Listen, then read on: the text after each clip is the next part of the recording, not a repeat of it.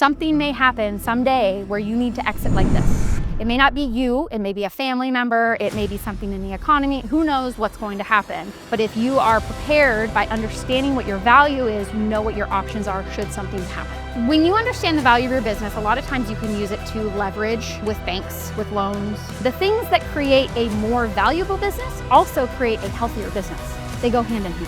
What are the 8 value drivers in your business that help increase that value? And then what's an action plan to increase that value? If you had to sell your business today, what would it be worth? Welcome to Profits and Pints, where strategy meets great conversation and real-world action. I'm Samantha Doyle. Grab a drink, settle in, and let's dive into this month's big idea. Thank you guys for being here. For those of you that don't know, my name is Samantha Doyle with Strategic Business Coaching. Welcome to Profits and Pints. Today, we are going to talk about what is it worth? What's your business worth? And why should you care, honestly, right? Why does it matter if you're not exiting right now? How to build a business that pays you back now and in retirement. So you should have a worksheet. If you don't, please raise your hands so Sky can get one to you. So we will be going through the worksheet a little bit. So please go through it as we're going through the slides. I want to make this as interactive as we can. And please, please, please, if you have any questions during the presentation, just raise your hand, okay? Like I said, this is going to be interactive so that we can get through this together, all right? So we're going to go through why business value matters. Why should you care? Like I said, how to calculate it. What are the 8 value drivers in your business that help increase that value? And then we're going to go over a self-assessment and an action plan. So how do you kind of assess what your value or estimated value is? And then what's an action plan to increase that value? Okay. So if you had to sell your business today, what would it be worth? Does anybody know? $1 million. Love it. Hey, it might be. You never know. Rob knows. That's good. 2.5 times your annual revenue. 2.5 annual revenue? Depending on business organization, structure, and opportunity cost. Okay. Yeah. Anybody else? It's worth what someone's willing to pay. That is actually the correct answer. So how do you know how much a house is worth? Market value. Market value. How do you determine market value? How do you know how much a house is worth? Based on comps and solds and invested upgrades and quality. Right. There's so many things, right? But the reality is it's worth what someone will buy it for, right? That's the reality. Business is the exact same way.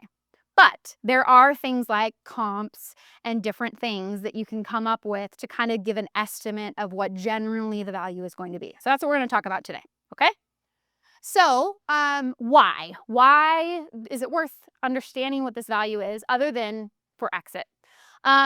So when you understand the value of your business, a lot of times you can use it to leverage with banks, with loans, things like that. So it's really important if you have a healthy business, as far as valuation, you can leverage it for those types of things, for loans and credits and things like that. So that's one reason.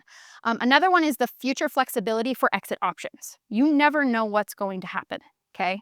Something may happen someday where you need to exit like this, okay? It may not be you, it may be a family member, it may be something in the economy, who knows what's going to happen. But if you are prepared by understanding what your value is, you know what your options are should something happen.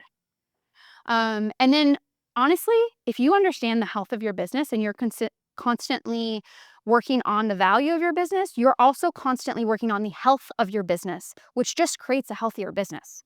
So the things that create a more valuable business also create a healthier business. They go hand in hand, okay?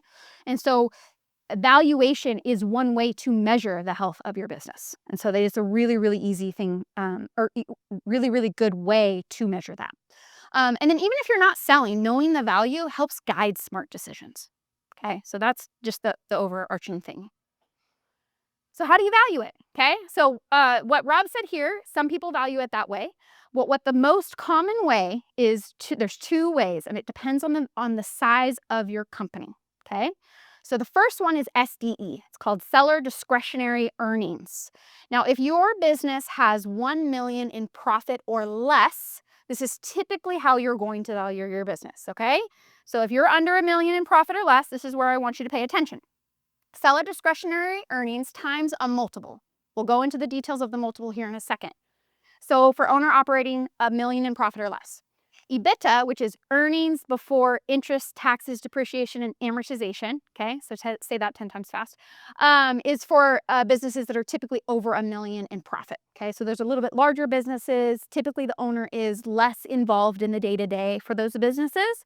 And again, it's going to be that calculation times a multiple.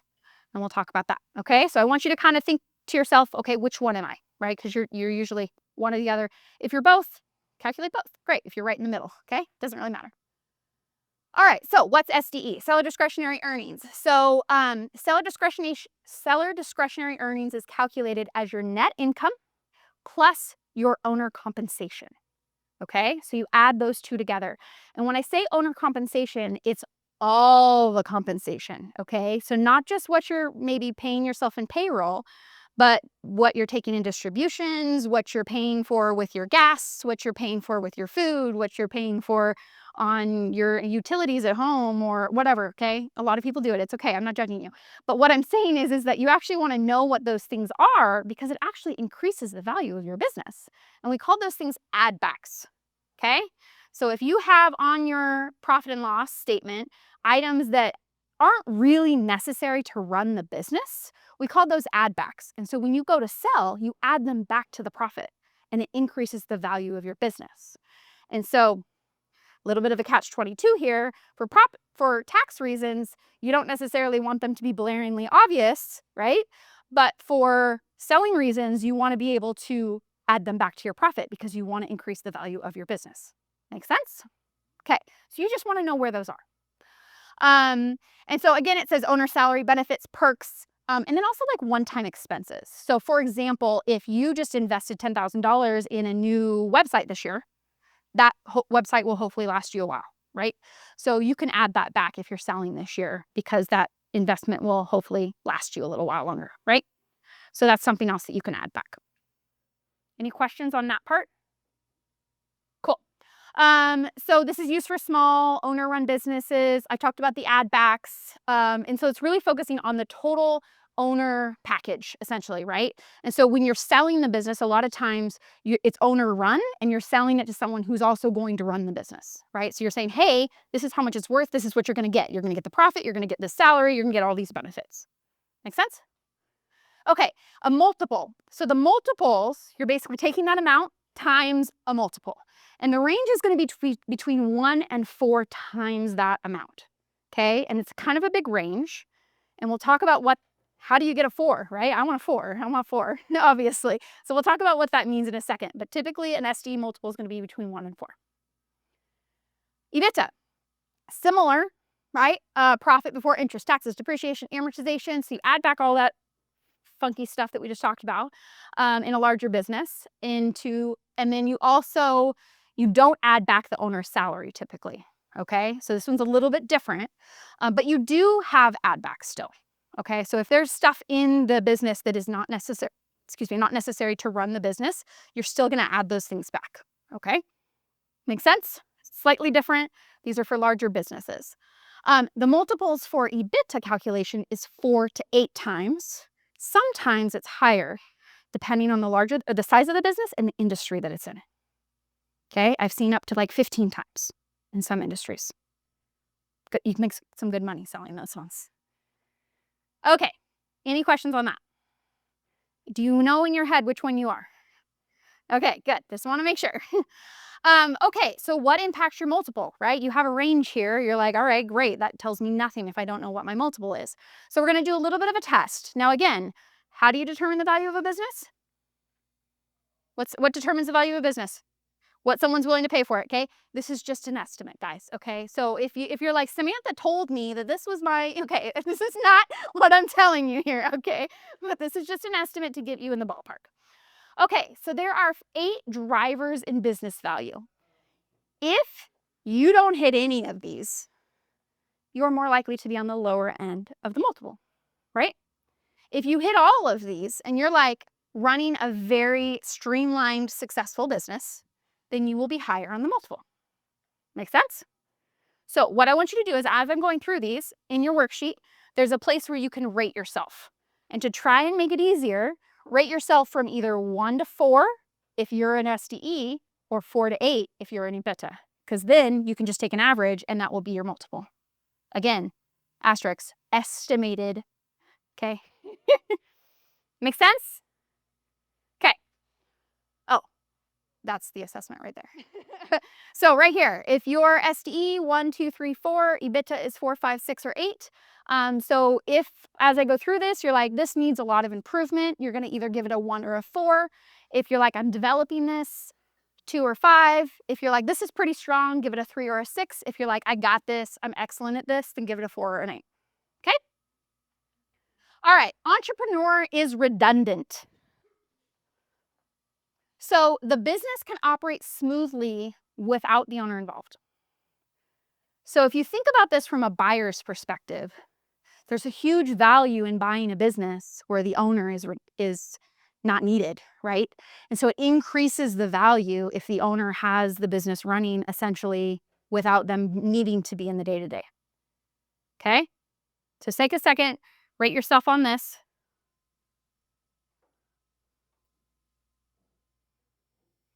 And then it just says here why it matters. The company it runs without you is worth more. Buyers pay for a business, not a job. Sometimes they do, but normally they want to buy a business, not a job. And then if you're the bottleneck, the risk is higher too. A lot of these that I'm going to point out is really risk mitigation that we're talking about. Strategic planning. So if the leadership team or the owner, right, depending on the size of the business, has a plan, has some kind of strategic plan in place, and they're constantly updating that plan, that adds value to that business. Okay? And so are you doing strategic planning? Do you have kind of an ongoing plan that you're updating in your business?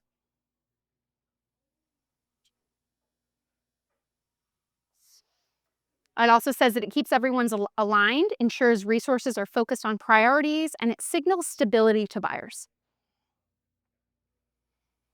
Customer concentration. This is a huge one, guys. So this is one of the first things that we look at. This is my dad, everyone, by the way. Say hi, Dad. So my dad did a roll-up in his industry. He owned a calibration company, and he's since bought 36 companies, something like that. And so he knows this stuff really well. This is where I learned all of it. And one of the first things that we look at is customer concentration. Because, for example, we looked at a company that we were looking at purchasing, we did not buy, and their customer concentration risk is what percentage of the income is produced by the different customers, right? And there was one we looked at, and one customer, granted it was like 4 departments of that customer, but it was still, one customer was 85% of the revenue. Now, what's the risk in that if I bought that company? Super high, right? Super, super high. If I lost that one customer after spending all this money to buy it, bad news, okay? So what is your customer concentration?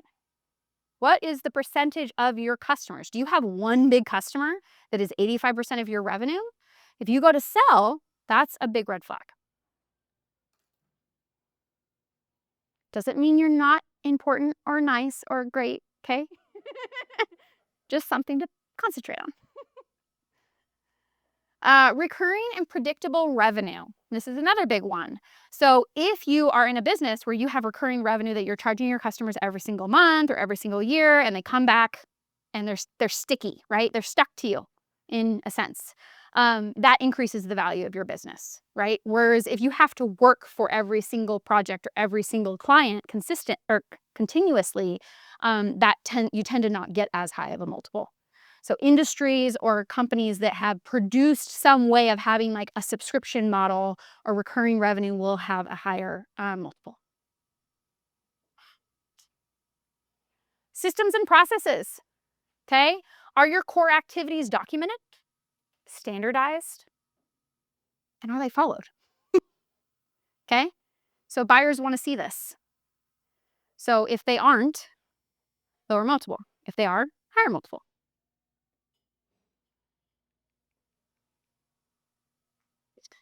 Key KPIs. Are you measuring key performance indicators? What are the measurables in your business, and are you tracking them? Are you watching them? Are you adjusting when things aren't going well? If a buyer can see that you're able to adjust those things, not just you, but your employees, your business, are they able to change and adjust as KPIs are not working? That shows a lot of stability in the business, and it shows adaptability.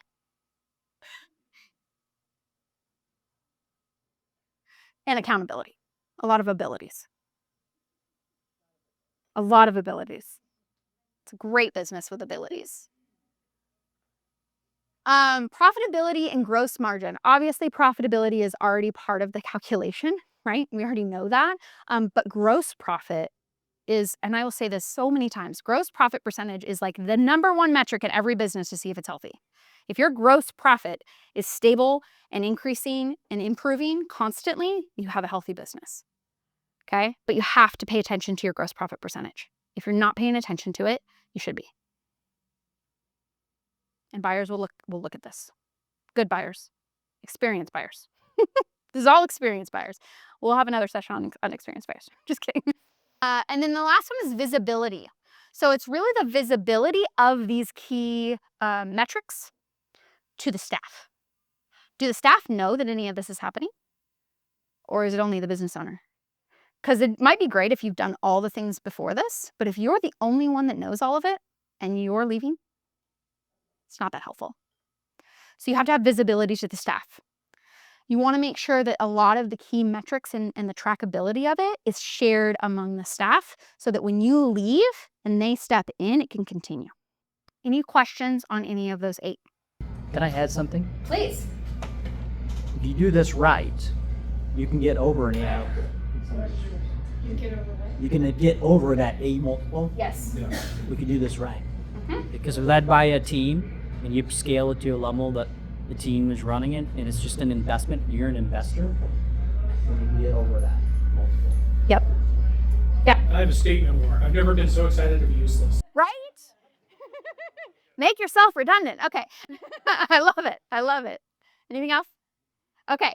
So I want you to take a second and estimate. Now, I understand that you may not have the numbers in front of you, and so you may have to go home to get more accurate data. But pick, are you SDE or EBITDA, which we already talked about. Okay, determine what your number is. So maybe even just in your mind, estimate like what is the net profit plus the add backs, your compensation if it's SDE, okay? And roughly estimate where your multiple landed based on your assessment. If you need to take out your phone for a calculation, you can. Averages are hard. And if you want to do it at home, that's fine too. But I just want you to think about where your value is. And then the next thing I want you to do is if you don't have a financial advisor and you don't know how much you need to retire, think about that. Think about, were you counting on your business being your retirement? If you were counting on it being your retirement, is that enough to get you to dead? Just something to think about. Do you have enough investments in other things to add to that? Something to consider, okay? One other thing to mention too, because I did not mention this before, is that once you come up with the value, there's 2 other caveats: inventory and debt, that we did not talk about, okay? If you are an inventory business, typically you're going to take this value and you're going to add inventory to it. The value of the inventory will be added to that value, okay? Or a portion of it. Typically it's like, 80% of the, depending on how valuable the inventory is, honestly, a lot of times, okay? So I just want to mention that. And then the other thing is debt. If you're holding a lot of debt and you sell your business, the value stands, but then you got to go pay the debt, okay? So that doesn't just go away. You still have to pay it, okay? So we've seen this before where a business got paid, but then their debt was equal to more than what they got for the business sometimes, and they actually left with less money. Yeah, we bought business. We've bought multiple businesses like that, unfortunately. So just keep those in mind. Those are 2 caveats that I didn't mention before. Yeah. So that would be the previous owner's responsibility, or Yes. negotiate that? You can negotiate it. There's a lot of really specific things that are that also happen in this. There's working capital, there's cash. Sometimes you negotiate cash because you need cash to run the business if you buy a business.